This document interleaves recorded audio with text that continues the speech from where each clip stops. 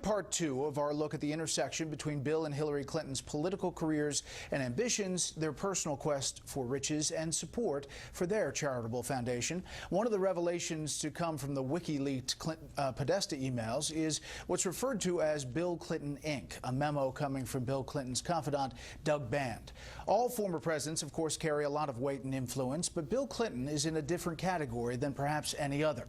Here is a look at one chain of events that worked out well for him and the Clinton Foundation.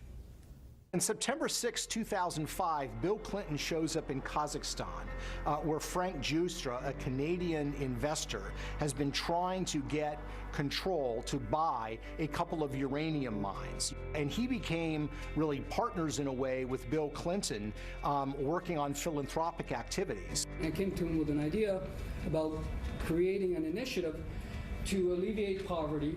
Furthermore, Frank Giustra has been involved in helping to facilitate speaking engagements for the Clintons. Frank Giustra and Bill Clinton were whisked to the presidential palace of President Nazarbayev in Kazakhstan.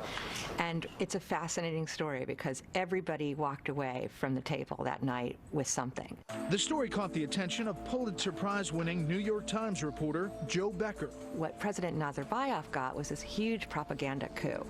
Bill Clinton basically endorsed the progress that Kazakhstan had made in terms of their own democracy, which was sort of interesting given that President Nazarbayev was elected with 90+% of the vote in an election that was widely criticized as being rigged. Bill Clinton has a public press conference with President Nazarbayev where he praises his rule and praises his human rights record. But the bottom line is, after they leave, a couple of days later, Frank Giustra gets his uranium concessions, which end up being enormously lucrative to him and to a small group of Canadian mining investors. His company was like a bit player and really had gone from a worthless shell company overnight, got this huge uranium mining deal. And then soon after that, Bill Clinton got a huge donation, $31 million from Frank Giustra to his charitable foundation, followed by a pledge to donate $100 million more. Our calls to the Kazakhstan embassy were never returned. We talked to Frank Giustra, who told us he considers this an old story, and said that he's not interested in politics.